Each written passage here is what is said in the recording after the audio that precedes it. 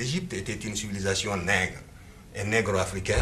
Souvent représentés comme orientaux voire blancs dans l'imaginaire occidental, les Égyptiens de l'Antiquité et leur couleur de peau sont au cœur d'une profonde querelle historiographique et anthropologique qui doit beaucoup à l'historien Cheikh Anta Diop. Les historiens, ils ont toujours considéré l'Égypte, si vous voulez, comme une sorte de fait à part en Afrique. On oubliait même que l'Égypte est une nation africaine. En redonnant à l'Afrique son passé, il a redonné peut-être son passé à l'humanité. Cheikh Anta Diop naît en 1923 au Sénégal, alors sous domination française. À l'école, on enseigne une vision coloniale de l'histoire de son continent. C'est effectivement un paradoxe que ce continent qui est à l'origine de la civilisation humaine soit classé jusqu'à ces dernières décennies comme un continent fruste qui n'a rien apporté à l'humanité, alors que l'Afrique est à l'origine de la civilisation humaine. Les gens vont sauter quand ils vont entendre ça, professeur. À 23 ans, Diop arrive en France et suit un cursus scientifique, philosophique et linguistique. Il prépare une thèse sur l'Égypte ancienne en tant que civilisation noire. Mais à cause du caractère subversif de ses travaux, aucun professeur n'accepte de constituer un jury de thèse. Il publie ses travaux dans un ouvrage intitulé « Nation, nègre et culture ». Diop affirme que l'Égypte est à l'origine des sociétés africaines et européennes. C'est l'Égypte qui est à l'origine de la science, de la médecine, de l'astronomie et de tout le savoir dans l'Antiquité. Et les Grecs sont venus puiser dans le savoir égyptien à partir du VIe siècle. En moins 525, Cambyse détruit, si vous voulez, la souveraineté égyptienne. Les Perses s'installent. Après eux, les Grecs, vers moins 332, vont s'installer. Et puis après eux, c'est l'époque hellénistique. Et après eux, les Romains. Le noir a connu une période de domination. Il a dominé le monde, c'est en fait certain, jusqu'à moins 525. Cheikh Anta Diop se réfère à des textes antiques, dont des écrits d'Hérodote. Il affirmait déjà il y a 2500 ans que les Égyptiens étaient noirs avec des cheveux crépus. Diop cherche des passerelles entre la langue égyptienne et la famille des langues africaines. Il analyse le taux de mélanine présent dans les tissus des momies et étudie la physionomie des statues antiques. C'est l'Égyptien, le type général de l'Égyptien que l'on a voulu représenter là avec les contrastes de couleurs. Tout de suite après, c'est l'indo-européen, donc le spécimen qui représente toutes les races leucodermes, qui étaient donc à cette époque-là réfractaires à la civilisation. Et le troisième, c'est les noirs du reste de l'Afrique. Vous voyez, essayez de trouver une différence entre le premier et le troisième. C'est uniquement le même type et le texte le dit aussi. Et le dernier, à gauche, c'est le sémite. Son travail est une critique de l'égyptologie, qu'il considère comme une science biaisée, car trop européocentrée. Une discipline qui situe l'Égypte comme un territoire méditerranéen et proche oriental, et non comme une terre du continent africain. En 1960, Cheikh Anta Diop présente finalement sa thèse et décroche son doctorat, après une soutenance de 7 heures à la Sorbonne. Il rentre au Sénégal peu après, pour participer à l'élan culturel et politique qui anime son pays après l'indépendance. Il intervient dans des colloques internationaux jusqu'à sa mort en 1986. Son approche de l'Égypte ancienne est autant saluée par ses pairs que critiquée. Mais Cheikh Anta Diop démontre, dès les années 1950, que l'Afrique a une histoire et un riche patrimoine plurimillénaire, qui ne se limite pas aux traditions orales et tribales, comme l'imaginaient beaucoup d'Européens. Cheikh Anta Diop, à la suite du colloque du Caire de 1974, durant lequel, aux côtés du professeur Théophile Obenga, il affronta un aréopage de savants et d'égyptologues sur l'origine de la civilisation égyptienne, participa à la rédaction d'un ouvrage majeur à l'initiative de l'UNESCO, dans lequel il affirma l'origine négro-africaine des Égyptiens de l'Antiquité. UNESCO, Histoire générale de l'Afrique. Tome 2. Afrique ancienne, chapitre 1. Origine des anciens Égyptiens, rédigé par Cheikh Anta Diop. Le triomphe à la suite des travaux du professeur Liki de la thèse sur l'origine monogénétique et africaine de l'humanité permet de poser le problème du peuplement de l'Égypte et même du monde en des termes tout à fait nouveaux. Il y a plus de 150 000 ans, des hommes morphologiquement identiques à l'homme actuel vivaient dans la région des Grands Lacs, aux sources même du Nil, à l'exclusion de toute autre région du monde. Cette idée, et tant d'autres qu'il serait trop long de rappeler ici, constitue la substance du dernier rapport en cours de publication que le feu Dr Leakey a présenté au 7e congrès panafricain de préhistoire à Addis Abeba en 1971. Cela veut dire que l'humanité entière a pris naissance conformément à l'intuition des anciens au pied même des monts de la Lune. Contre toute attente et contre les hypothèses récentes, c'est de cet endroit que les hommes sont partis pour peupler le reste du monde. Il en résulte deux faits d'importance capitale. Nécessairement, la première humanité était ethniquement homogène et négroïde. En effet, la loi de Glauger qui s'appliquerait aussi à l'espèce humaine veut que les organismes des animaux à sang chaud qui se développent sous un climat chaud et humide aient une pigmentation noire, eumélanine. Si donc l'humanité a pris naissance sous les tropiques, sous la latitude des grands lacs, elle avait nécessairement une pigmentation brune dès l'origine et c'est par la différenciation sous d'autres climats qu'elle s'est fragmentée postérieurement en d'autres races. Deux voies seulement s'offraient à cette humanité pour aller peupler les autres continents, le Sahara et la vallée du Nil. Nous ne traiterons ici que de cette dernière région. Du Paléolithique supérieur à l'époque dynastique, tout le bassin du fleuve fut occupé par ces peuples négroïdes, dans un mouvement progressif.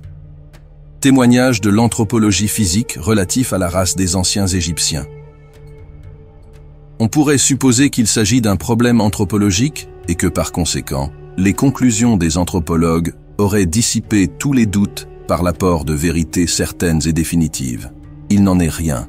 Le caractère arbitraire des critères employés pour ne mentionner que ce fait, tout en écartant l'idée d'une conclusion recevable sans critique, introduit tant de complications savantes qu'on se demande par moments si la solution du problème n'eût pas été plus proche, si on n'avait pas eu le malheur de l'aborder de cette façon. Cependant, bien que les conclusions de ces études anthropologiques soient au-dessous de la réalité, elles n'en attestent pas moins, et d'une façon unanime, l'existence d'une race nègre depuis les époques les plus reculées de la préhistoire jusqu'à la période dynastique. Il est impossible de citer ici toutes ces conclusions. On les trouvera résumées dans le chapitre 10 de Préhistoire et protohistoire d'Égypte du docteur Émile Massoulard, Institut d'ethnologie, Paris, 1949. Nous nous contenterons d'en citer quelques-unes. Miss Fawcett estime que les crânes de Négada forment un ensemble suffisamment homogène pour que l'on puisse parler d'une race de Négada. Par la hauteur totale du crâne, la hauteur auriculaire, la hauteur et la largeur de la face, la hauteur nasale, l'indice céphalique et l'indice facial, cette race se rapprocherait des nègres. Par la largeur nasale, la hauteur de l'orbite, la longueur du palais et l'indice nasal, elle serait plus près des Germains. Notons que l'indice nasal des Éthiopiens et des Dravidiens les rapprocherait des Germains, bien qu'il s'agisse de deux races noires. Ces mensurations qui nous laisseraient indécis entre les deux extrêmes que sont la race nègre et la race germanique donnent une idée de l'élasticité des critères employés. Citons ici quelques-uns de ces critères. Thomson et Randall McIver ont cherché à préciser davantage l'importance du facteur négroïde dans la série de crânes qui provient d'El Amra, Abydos et Ou. Ils les ont divisés en trois groupes. Premier groupe, crânes négroïdes. Ce sont ceux dont l'indice facial est inférieur à 54 et l'indice nasal supérieur à 50, c'est-à-dire face basse et large, et nez large. Deuxième groupe, crânes non négroïdes. Ceux dont l'indice facial est supérieur à 54 et l'indice nasal inférieur à 50, face haute et étroite et nez étroit. Troisième groupe, crânes intermédiaires, ceux qui appartiennent à l'un des deux premiers groupes par leur indice facial et à l'autre par leur indice nasal, ainsi que ceux qui sont à la limite de ces deux groupes.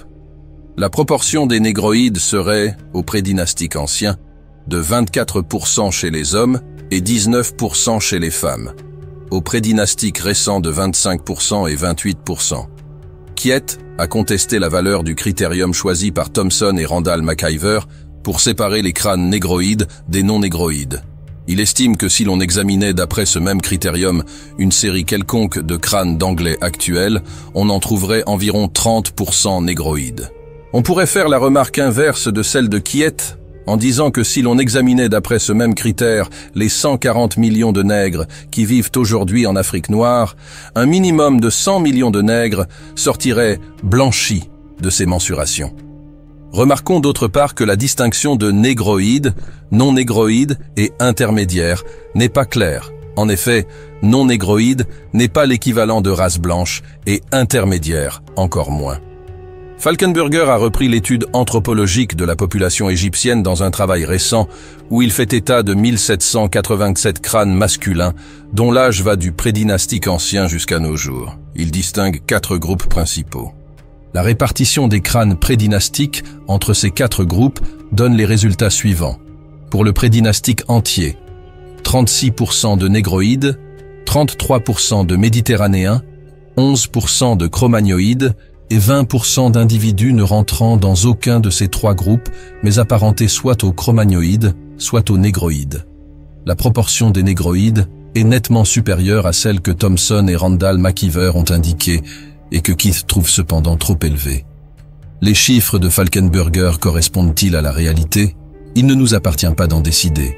S'ils sont exacts, la population prédynastique, loin de représenter une race pure, comme l'a dit Elliott Smith, se composait d'au moins 3 éléments raciaux différents.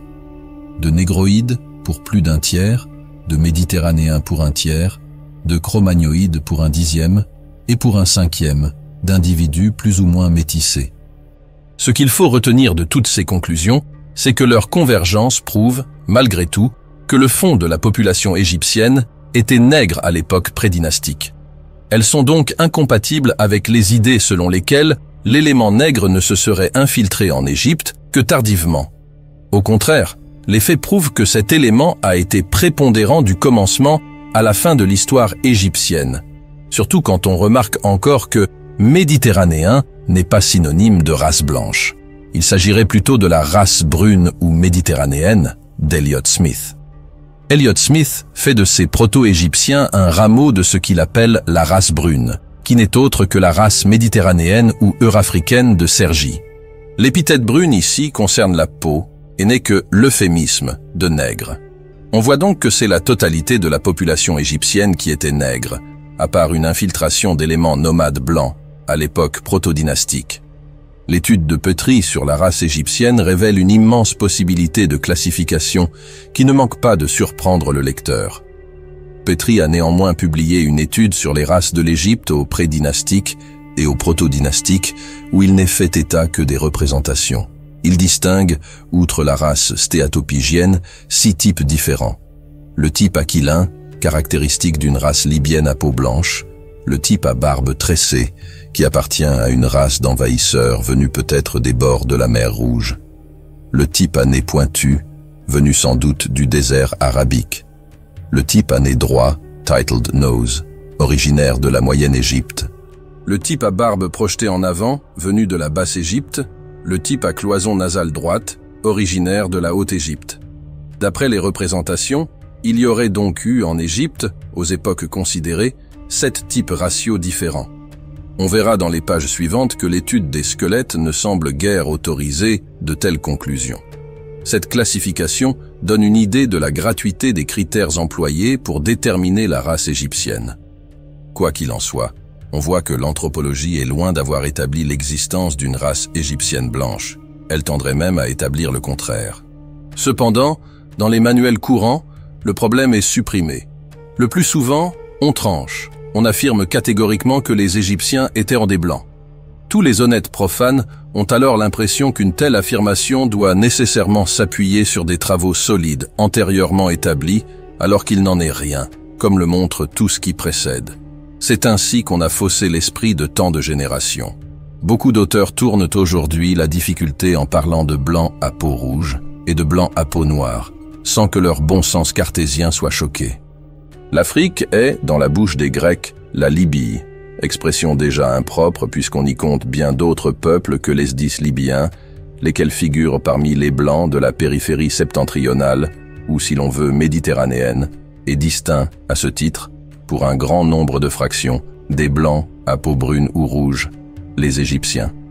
On trouve, dans un manuel destiné à la classe de 5e, la phrase suivante: « un noir se distingue moins par la couleur de sa peau, car il y a des blancs à peau noire, qu'à ses traits, lèvres épaisses, nez épaté, etc. Ce n'est qu'au prix de tels remaniements de base qu'on a pu blanchir la race égyptienne. Il n'est pas inutile de rappeler les excès des théoriciens de l'anthroposociologie du siècle dernier et du début de ce siècle qui, à la suite d'une micro-analyse des physionomies, distinguaient en Europe même, en France en particulier, des stratifications raciales là où il n'y avait plus qu'un même peuple devenu quasi homogène. Aujourd'hui, les Occidentaux qui tiennent à leur cohésion nationale se gardent bien d'examiner leur propre société dans une telle optique explosive, mais ils continuent à appliquer inconsciemment la même méthode aux sociétés extra-européennes. Les représentations de la période protohistorique, leur valeur anthropologique. L'étude des représentations faites par Flinders Petrie sur un autre plan montre que le type ethnique était noir.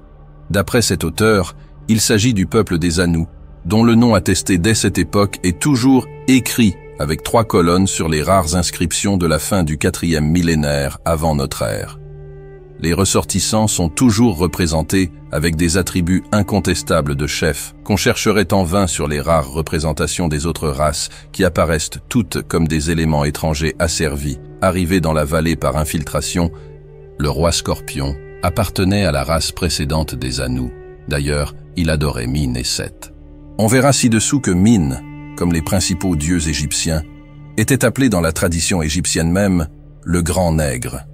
Après avoir évoqué les différents types étrangers qui disputaient la vallée aux Noirs autochtones, Petrie décrit ces derniers, les Anous, dans les termes suivants. À côté de ces types, appartenant au nord et à l'est, il y a la race autochtone des Anous, peuple dont le nom est écrit avec 3 barres, ou colonnes, qui constitua une partie des habitants de l'époque historique. La question se complique trop si on inclut tous les noms écrits avec une seule barre, mais en ne considérant que les Anous, représentés par 3 barres, nous trouvons qu'ils occupaient l'Égypte du Sud et la Nubie, et leurs noms se rencontrent aussi au Sinaï et en Libye. Quant aux Égyptiens du Sud, nous possédons le document le plus important qui les concerne, le portrait d'un chef, Terra-Neter, moulé grossièrement en relief dans une faïence de couleur verte, trouvé dans le tout premier temple d'Abydos. Précédant son nom, son adresse est donnée sur la plus ancienne des cartes de visite. Palais d'Anou dans la cité Hémen, Terra-Neter. Hémen était le nom du dieu du Tufium. Hermante, sur le côté opposé, était l'emplacement de Anou du Sud, Anou-Manti. L'endroit suivant, au sud, est Anti, Gebelen, et au-delà de ce lieu, Onit, Seni, Esné. Amelino donne dans l'ordre géographique les villes fortifiées, bâties dans toute la vallée du Nil par les Noirs Anous. L'ancêtre commun de ces Anous établis le long du Nil était Ani ou An, nom déterminé par le bois Ket, et qui dès les plus anciens textes du livre des morts est donné au dieu Osiris. Le dieu Ani a pour femme la déesse Anet, qui est aussi sa sœur, comme Isis est la sœur d'Osiris. L'identité de ce dieu An avec Osiris a été démontrée par Plate. En effet, rappelons que Osiris est aussi surnommé l'Anou, Osiris Ani. Le dieu Anou est représenté par 2 signes. Les tribus Anouak, actuelles du Haut-Nil, sont-elles apparentées aux anciens Anous? Les recherches futures permettront de répondre à la question. Petrie croit pouvoir opposer le peuple prédynastique représenté par Terra-Neter et le roi Scorpion, qui est déjà un pharaon, en témoigne sa coiffure, à un peuple dynastique adorateur du faucon et qui serait représenté par les pharaons Narmer, Kasekem Sanekel et Djesser. En se reportant aux figures reproduites ici, on s'aperçoit aisément qu'aucune différence ethnique n'existe entre ces 2 catégories et qu'elles appartiennent toutes à la race noire. La peinture murale de la tombe d'Hiérakonpolis montre les Noirs autochtones soumettant les éléments étrangers qui s'étaient infiltrés dans la vallée, si l'on en croit l'interprétation de Petrie. En dessous se trouve la barque noire d'Hiérakonpolis, appartenant aux hommes noirs, que l'on voit en train de vaincre les hommes rouges. Le manche de couteau de Djebel El Arak offre des scènes de combat analogues. Cependant, la valeur archéologique de ce dernier objet, qui n'a pas été trouvé en place mais entre les mains d'un marchand, est inférieure à celle du matériel précédent. Il ressort de ce qui précède que les représentations humaines de la protohistoire et de la période dynastique même ne correspondent nullement à l'idée que les anthropologues occidentaux aiment à se faire de la race égyptienne. Partout où le type racial autochtone est rendu avec tant soit peu de netteté, il apparaît négroïde. Nulle part, les éléments indo-européens et sémites ne sont représentés, même comme simples citoyens jouissant de leur liberté, à plus forte raison sous les traits d'un chef local quelconque, mais invariablement comme des étrangers soumis. Les rares spécimens que l'on rencontre sont toujours figurés sous les traits de captifs, les mains liées derrière le dos ou en position de crapaudine. Une figure proto-dynastique représente un captif indo-européen à genoux, les mains serrées contre le corps et portant une longue tresse. Les caractéristiques de l'objet montrent qu'il servait de pied de meuble et représentait une race vaincue. Souvent, la représentation est volontairement grotesque, comme c'est le cas pour d'autres figures proto-dynastiques, montrant des individus aux cheveux tressés en forme de queue de cochon, les Pictailles de Pétri. Dans la tombe du roi Ka, de la première dynastie, à Abydos, Pétri a trouvé une plaquette représentant un captif indo-européen enchaîné les mains derrière le dos. Pour Elliott Smith, il s'agit d'un sémite. L'époque dynastique a livré également des documents montrant des prisonniers indo-européens et sémites. En revanche, les traits typiquement négroïdes des pharaons Narmer, première dynastie, le fondateur même de la lignée des pharaons, Djeser, troisième dynastie, avec lui tous les éléments technologiques de la civilisation égyptienne étaient déjà en place.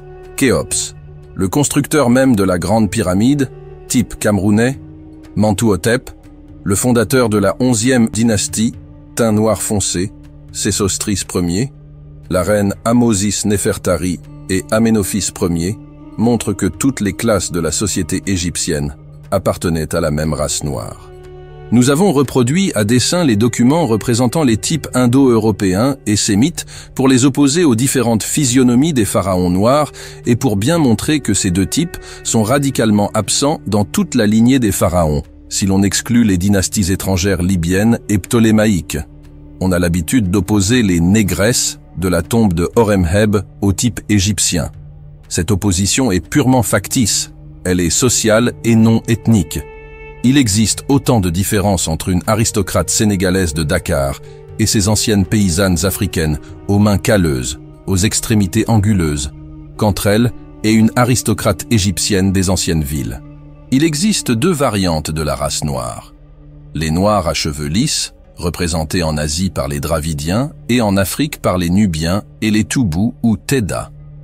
Les uns et les autres ont souvent la peau d'un noir de jais. Les noirs à cheveux crépus des régions équatoriales. Les uns et les autres formaient la population égyptienne. Test par le dosage de la mélanine. En fait, on peut connaître directement la couleur de peau des anciens Égyptiens et, partant, l'ethnie de ceux-ci par une analyse microscopique pratiquée en laboratoire. Je ne crois pas que cette possibilité ait échappé à la sagacité des chercheurs qui se sont intéressés à la question. La mélanine, eumélanine, corps chimique responsable de la pigmentation de la peau, est insoluble en général et se conserve pendant des millions d'années dans la peau des animaux fossiles. À plus forte raison, on la retrouve aisément dans la peau des momies égyptiennes, malgré une légende tenace selon laquelle les peaux des momies, altérées par les produits de momification, ne se prête plus à aucune analyse. Bien que l'épiderme soit le niveau de localisation de la mélanine, les inclusions des mélanocytes dans le derme, au niveau de la couche de séparation de ces deux parties de la peau, révèlent, même dans le cas d'une destruction plus ou moins importante de l'épiderme par les produits de momification, un taux de mélanine inexistant chez les races leucodermes. Les échantillons que nous avons analysés ont été prélevés au laboratoire d'anthropologie physique du Musée de l'Homme à Paris sur les momies provenant des fouilles de Mariette en Égypte. Cette méthode est parfaitement applicable aux momies royales de Thoutmôsis III, Séti Ier, Ramsès II, qui sont en très bon état de conservation au musée du Caire. Depuis 2 ans, j'ai demandé, en vain, de tels échantillons à analyser aux conservateurs du musée du Caire. Pourtant, il ne faudrait pas plus de quelques millimètres carrés de peau pour monter une préparation. On réalise ainsi des préparations d'une épaisseur de quelques U, éclaircies au benzoate d'éthyle. On peut les observer en lumière naturelle ou avec un éclairage en ultraviolet qui rend fluorescents les grains de mélanine. Quoi qu'il en soit, disons en résumé que l'évaluation du taux de mélanine par l'observation microscopique est une méthode de laboratoire qui permet de classer les anciens Égyptiens indubitablement parmi les Noirs. Mensurations ostéologiques. Parmi les critères retenus en anthropologie physique pour classer les races, celui des mensurations ostéologiques est peut-être le moins trompeur, par opposition à la craniométrie, pour distinguer un noir d'un blanc. Or, l'application de ce critère classe également les Égyptiens parmi les nègres. Cette étude a été faite par le célèbre savant allemand Lepsius à la fin du siècle dernier, et ses conclusions restent valables. Les progrès réalisés depuis dans le domaine de la méthodologie en anthropologie physique ne dévalorisent en rien ce critère. Le canon dit de Lepsius, et qui donne, mis au carreau, les proportions du corps de l'Égyptien parfait, a le bras court, est négroïde ou nigricien. Groupe sanguin. Il est remarquable que même les Égyptiens d'aujourd'hui, surtout ceux de la Haute-Égypte, appartiennent au même groupe B que les populations d'Afrique occidentale sur l'océan Atlantique, et non au groupe A2, caractéristique de la race blanche avant tout métissage. Il serait intéressant d'étudier l'importance du groupe A2 sur les momies égyptiennes, puisque les techniques actuelles permettent de le faire. La race égyptienne d'après les auteurs classiques de l'Antiquité. Pour les écrivains grecs et latins contemporains des Égyptiens de l'Antiquité, l'anthropologie physique de ces derniers ne posait pas de problème. Les Égyptiens étaient des nègres lipus, à cheveux crépus et à jambes grêles. L'unanimité de leurs témoignages sur un fait physique aussi saillant que la race d'un peuple sera difficile à minimiser ou à passer sous silence. Nous citons quelques-uns de ces témoignages pour fixer les idées. Hérodote, 480 à 425 avant notre ère, surnommé le père de l'histoire, à propos de l'origine des Colches, il écrit « Manifestement, en effet, les Colchidiens sont de race égyptienne. Mais des Égyptiens me dirent qu'à leur avis, les Colchidiens descendaient des soldats de Sésostris. Je l'avais conjecturé moi-même d'après deux indices. D'abord parce qu'ils ont la peau noire et les cheveux crépus. À vrai dire, cela ne prouve rien, car d'autres peuples encore sont dans ces cas. Ensuite, et avec plus d'autorité, pour la raison que, seuls parmi les hommes, les Colchidiens, les Égyptiens et les Éthiopiens pratiquent la circoncision depuis l'origine. Les Phéniciens et les Syriens de Palestine reconnaissent eux-mêmes qu'ils ont appris cet usage des Égyptiens. Les Syriens, qui habitent dans la région du fleuve Thermodon et du Pathénios, et les Macrons, qui sont leurs voisins, disent l'avoir appris récemment des Colchidiens. Ce sont là les seuls hommes qui pratiquent la circoncision, et l'on peut constater qu'ils le font de la même manière que les Égyptiens. Des Égyptiens eux-mêmes et des Éthiopiens, je ne saurais dire lesquels des deux apprirent cette pratique des autres, car c'est évidemment chez eux une chose très ancienne, qu'on l'ait apprise en fréquentant l'Égypte. Voici qui en est aussi pour moi une forte preuve. Tous ceux des Phéniciens qui fréquentent la Grèce cessent de traiter les parties naturelles à l'imitation des Égyptiens et ne soumettent pas leurs descendants à la circoncision. Hérodote revient à plusieurs reprises sur le caractère nègre des Égyptiens et l'utilise, chaque fois, comme une donnée qui tombe sous le sens pour démontrer des thèses plus ou moins complexes.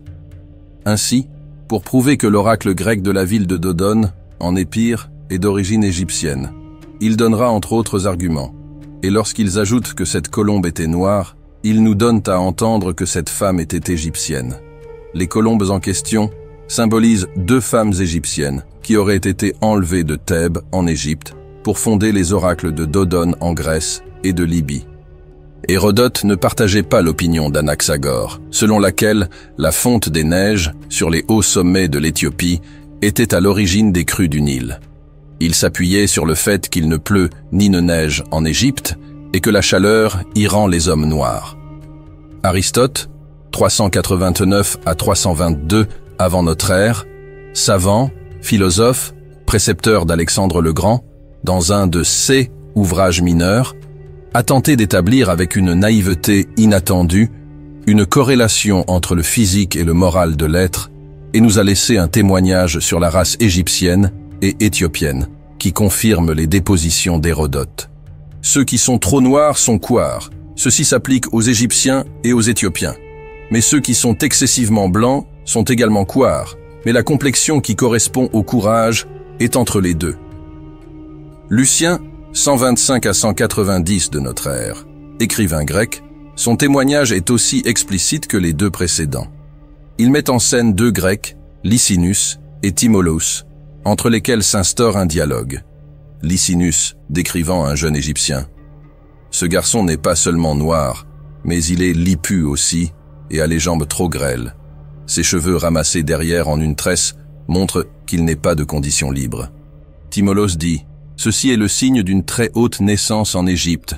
Tous les enfants de condition libre tressent leurs cheveux jusqu'à l'âge adulte. C'est juste le contraire de nos ancêtres qui trouvaient convenable pour les personnes âgées de nouer leurs cheveux avec une broche en or pour les tenir. » Apollodore, 1er siècle avant notre ère, est un philosophe grec. D'après Apollodore, Égyptos subjugua le pays des pieds noirs et l'appela Égypte d'après son propre nom. Échille, 525 à 456 avant notre ère, est un poète tragique, créateur de la tragédie grecque. Dans les suppliantes d'Anaos, fuyant avec ses filles les Danaïdes, poursuivi par son frère Égyptos, accompagné de ses fils les Égyptiades, qui veulent épouser de force leur cousine, monte sur un tertre, observe la mer, et décrit ainsi les Égyptiades, qui rament au loin. Je distingue l'équipage avec leurs membres noirs sortant des tuniques blanches. Une description similaire du type égyptien est reprise encore, quelques lignes plus bas, au vers 745. Achille Tatius d'Alexandrie rapproche quant à lui les bouviers du delta des Éthiopiens et montre qu'ils sont noirâtres comme des métis. Strabon, 58 avant notre ère à vers 25 après, visita l'Égypte et presque tous les pays de l'Empire romain. Il confirme la thèse selon laquelle les Égyptiens et les Colches appartenaient à la même race. Mais il pensait que la migration ne s'était faite qu'à partir de l'Égypte vers l'Éthiopie et la Colchide. Il n'y a aucun doute sur l'idée que Strabon se faisait de la race des Égyptiens, car il tente par ailleurs d'expliquer pourquoi les Égyptiens sont plus noirs que les Hindous, ce qui permettrait d'écarter, s'il en était besoin, toute tentative de confusion entre la race hindoue et l'égyptienne. Diodore de Sicile, 63 avant notre ère à 14 après, est un historien grec contemporain de César Auguste. D'après son témoignage, c'est l'Éthiopie qui aurait colonisé l'Égypte, au sens athénien du terme. La densité augmentant, une fraction du peuple émigre vers de nouvelles terres. Les Éthiopiens disent que les Égyptiens sont une de leurs colonies, qui fut menée en Égypte par Osiris. Ils prétendent même que ce pays n'était au commencement du monde qu'une mer, mais que le Nil, entraînant dans ses crues beaucoup de limons d'Éthiopie, l'avait enfin comblé et en avait fait une partie du continent. Ils ajoutent que les Égyptiens tiennent d'eux, comme de leurs auteurs et de leurs ancêtres, la plus grande partie de leurs lois. Diogène Laërce a écrit à propos de Zénon, 333 à 261 avant notre ère, fondateur du stoïcisme. Zénon, fils de Mnaséas ou d'Éméas, était natif de Citium, à l'île de Chypre, une cité grecque qui avait reçu des colons phéniciens. Il avait le cou tordu, dit Timothéus d'Athènes dans son livre intitulé Vie. Cependant, Apollonius de Tyr dit qu'il était frêle, très grand et noir, d'où le fait que certains l'aient appelé une branche de vigne égyptienne, selon Chrysippe dans le premier livre de ses proverbes. Ammien Marcellin, 330 à 400 de notre ère, est un historien latin, ami de l'empereur Julien. Avec lui, nous touchons au déclin de l'Empire romain et à la fin de l'Antiquité classique. 9 siècles environ séparent sa mort de la naissance d'Échille ou d'Hérodote. 9 siècles pendant lesquels les Égyptiens submergés par les leucodermes n'ont cessé de se métisser. On peut dire sans exagération qu'en Égypte, dans une maison sur 10, il y avait un esclave blanc, asiatique ou indo-européen. Il est remarquable que ce métissage n'ait pas réussi, malgré son intensité, à bouleverser les constantes raciales. En effet, Ammien Marcellin écrit « Mais les hommes d'Égypte sont pour la plupart bruns et noirs, d'aspect grêle et sec. » L'auteur confirme également les dépositions précédentes sur les Colches comme suit. Au-delà de ces contrées se trouvent les régions populeuses des Kamaritae. Le Phasis, avec son cours impétueux, borde le pays des Kolch, une ancienne race d'origine égyptienne. Nous venons de procéder à une revue partielle des témoignages des auteurs gréco-latins anciens sur la race égyptienne. Leur convergence est impressionnante et constitue un fait objectif difficile à minimiser ou à dissimuler. L'érudition moderne oscille constamment entre ces deux pôles. Signalons le témoignage d'un savant de bonne foi, Volney, qui, s'étant rendu en Égypte entre 1783 et 1785, c'est-à-dire en pleine période d'esclavage nègre, fit les constatations suivantes sur la race égyptienne. Celle-là même d'où étaient issus les pharaons, les Coptes. Tous ont le visage bouffi, l'œil gonflé, le nez écrasé, la lèvre grosse. En un mot, un vrai visage de mulâtre. J'étais tenté de l'attribuer au climat, lorsque, ayant été visiter le Sphinx, son aspect me donna le mot de l'énigme. En voyant cette tête caractérisée de nègre dans tous ses traits, je me rappelais le passage remarquable d'Hérodote, où il dit « Pour moi, j'estime que les Kolch sont une colonie des Égyptiens, parce que, comme eux, ils ont la peau noire et les cheveux crépus. » C'est-à-dire que les anciens Égyptiens étaient de vrais nègres de l'espèce de tous les naturels d'Afrique. Et dès lors, on explique comment leur sang, allié depuis plusieurs siècles à celui des Romains et des Grecs, a dû perdre l'intensité de sa première couleur, en conservant cependant l'empreinte de son moule originel. On peut même donner à cette observation une étendue très générale et poser en principe que la physionomie est une sorte de monument propre, en bien des cas, à contester ou éclaircir les témoignages de l'histoire sur les origines des peuples. Volney, après avoir illustré cette proposition en citant le cas des Normands qui, 900 ans après la conquête de la Normandie, ressemblent encore aux Danois, ajoute « Mais en revenant à l'Égypte, le fait qu'elle rentre à l'histoire offre bien des réflexions à la philosophie.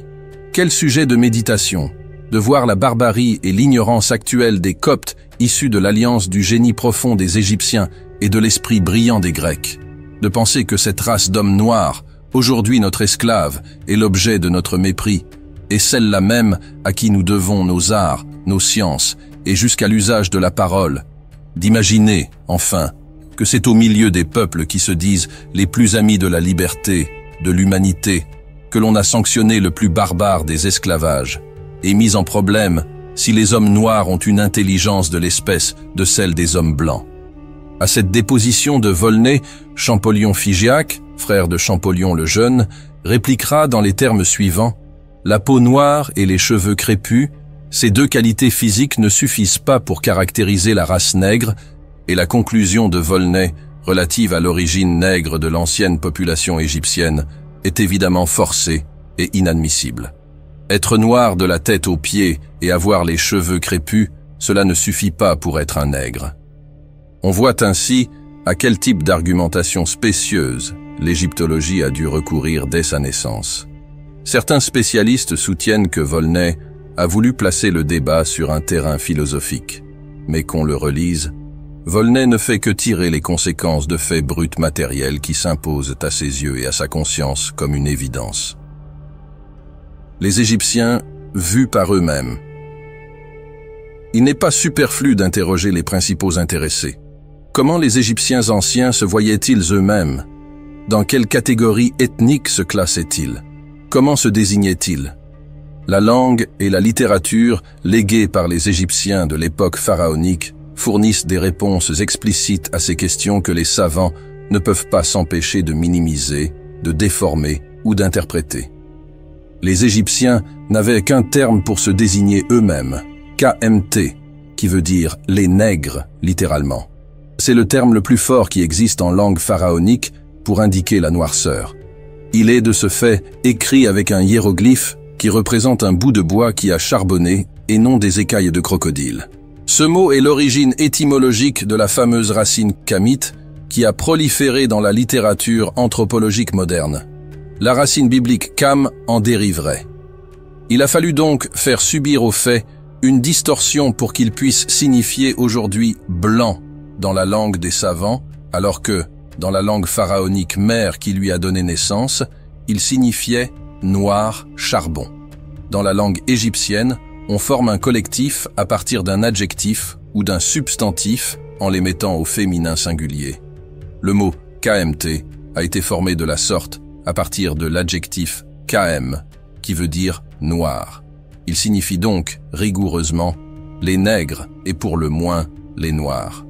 Le terme est un collectif qui désigne ainsi tout le peuple de l'Égypte pharaonique en tant que peuple noir.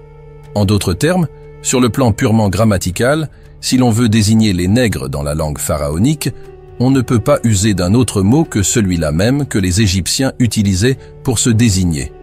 Il y a mieux, la langue nous offre un autre terme, KMTJW, qui veut dire les nègres, les noirs littéralement, c'est-à-dire les Égyptiens par opposition aux autres peuples étrangers, qui dérivent de la même racine KM et que les Égyptiens utilisaient également pour se désigner en tant que peuple.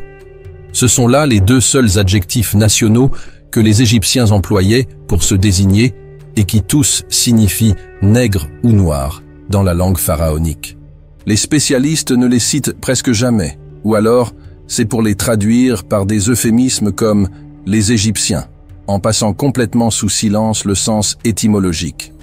Ils leur préfèrent l'expression RMT-NKMT, qui veut dire les hommes du pays des Noirs ou les hommes du pays noir. En égyptien, les mots sont suivis en général d'un déterminatif qui en précise le sens. Aussi, pour cette dernière expression, les spécialistes font remarquer que KM veut dire noir, et cette couleur doit s'appliquer au déterminatif qui le suit et qui symbolise le pays. Donc, disent-ils, on doit traduire la terre noire à cause du limon ou le pays noir, et non le pays des Noirs, comme nous serions enclins à le faire aujourd'hui en pensant à l'Afrique noire et l'Afrique blanche. Soit, mais si nous appliquons précisément cette règle au mot KMT, nous sommes obligés de reconnaître que noir s'applique ici au déterminatif, lequel représente tout le peuple d'Égypte, symbolisé par les deux hiéroglyphes de l'homme, la femme et les trois traits, placés au-dessous d'eux et qui marquent le pluriel. Donc, si l'on peut élever un doute en ce qui concerne l'expression KMT, on ne le peut pas lorsqu'il s'agit des deux adjectifs nationaux KMT et KMTJW, à moins de raisonner selon son bon plaisir. Il est remarquable que l'idée ne soit jamais arrivée aux Égyptiens anciens d'appliquer ces qualificatifs aux Nubiens et autres populations de l'Afrique pour se distinguer d'eux. Pas plus qu'un Romain, à l'apogée de l'Empire, ne pouvait employer un terme de couleur pour se distinguer des Germains de l'autre rive du Danube, de même race, mais restés à l'âge ethnographique. Dans les deux cas, il s'agissait du même univers anthropologique. Aussi les termes distinctifs employés étaient-ils des termes de civilisation ou d'appréciation morale. Pour les Romains civilisés, les Germains de même race étaient des barbares. Les épithètes divines.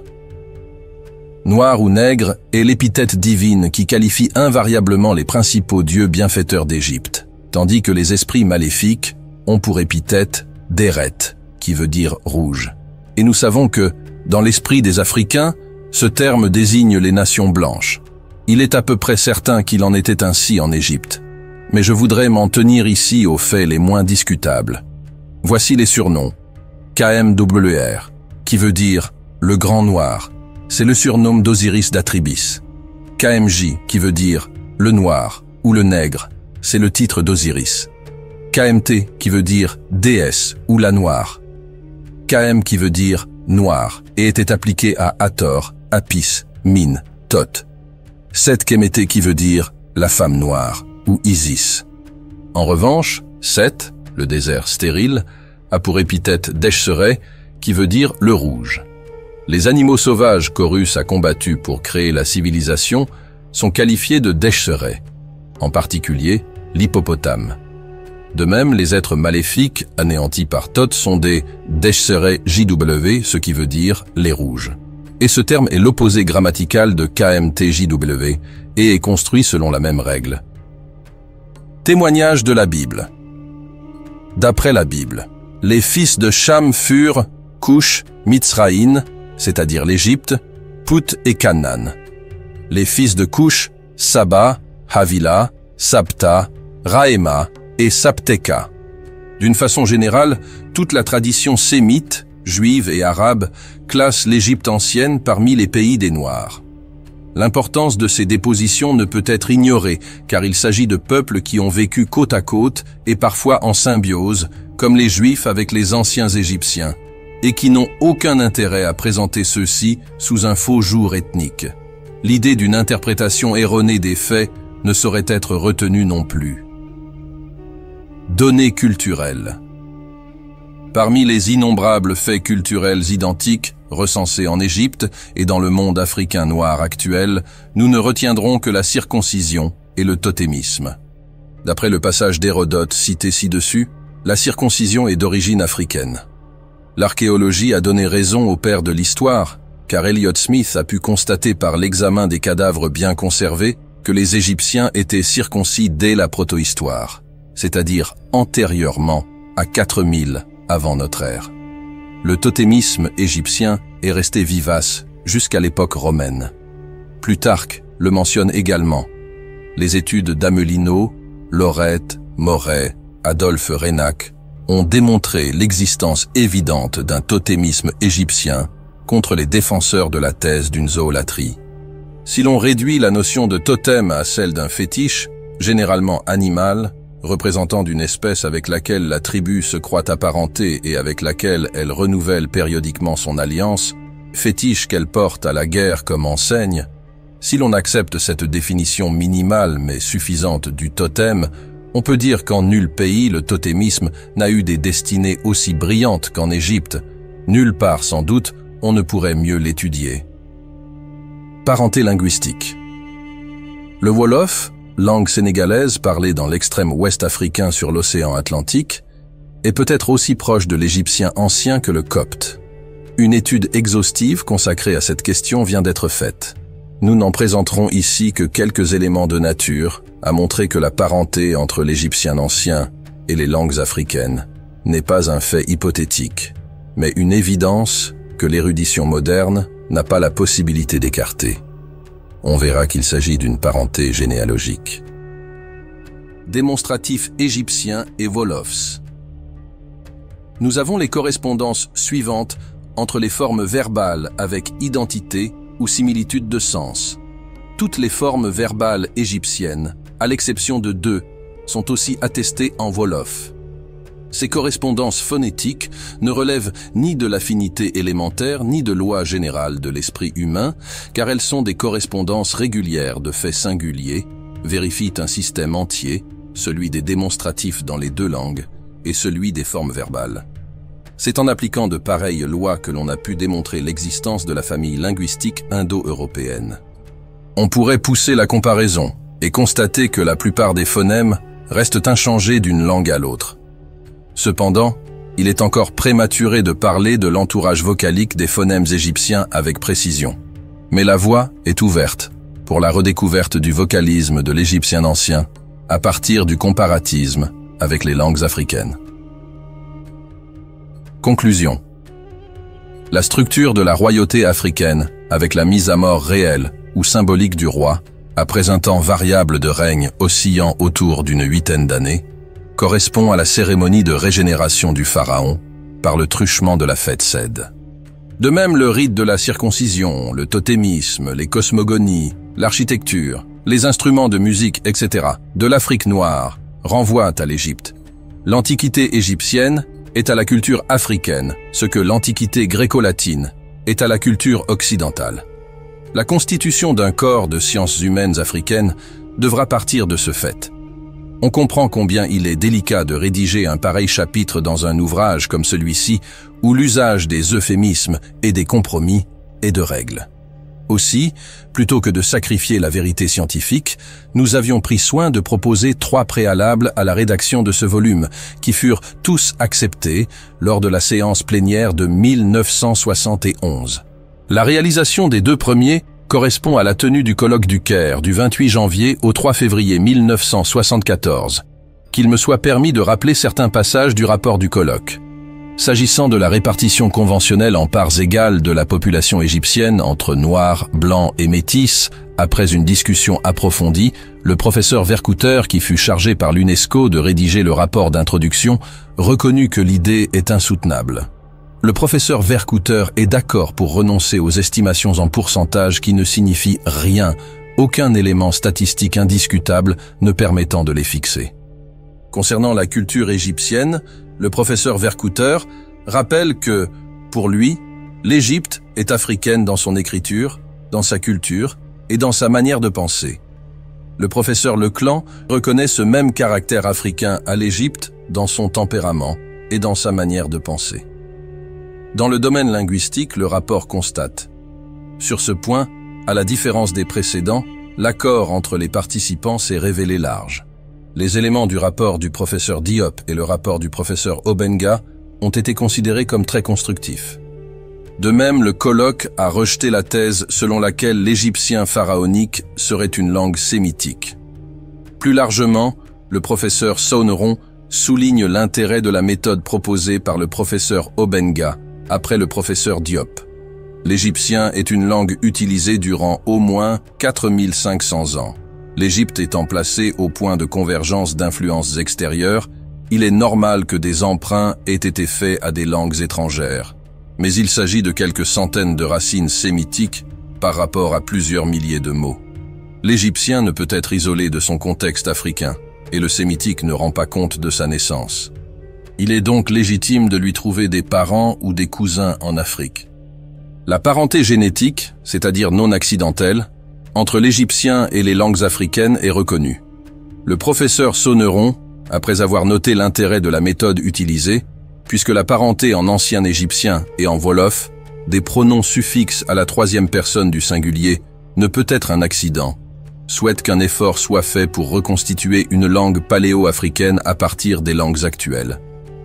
Dans la conclusion générale du rapport, il est noté que la très minutieuse préparation des interventions des professeurs Cheikh Anta Diop et Obenga n'a pas eu, malgré les précisions contenues dans le document de travail préparatoire de l'UNESCO, une contrepartie toujours égale. Il s'en est suivi un réel déséquilibre dans les discussions. Par conséquent, c'est une nouvelle page de l'historiographie africaine qui a été écrite au Caire.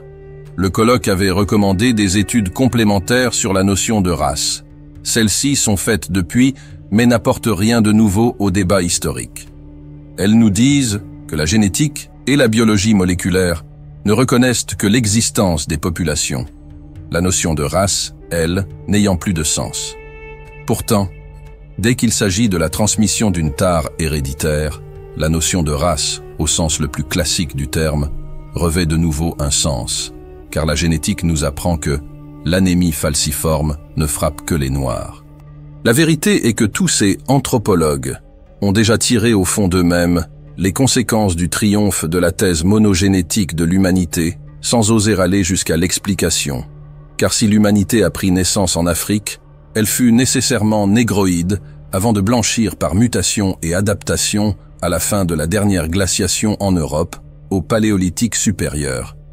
Et l'on comprend mieux maintenant pourquoi les négroïdes grimaldiens ont d'abord occupé l'Europe pendant 10 000 ans avant qu'apparût le Cro-Magnon, prototype de la race blanche. Le point de vue idéologique transparaît aussi à travers des études apparemment objectives.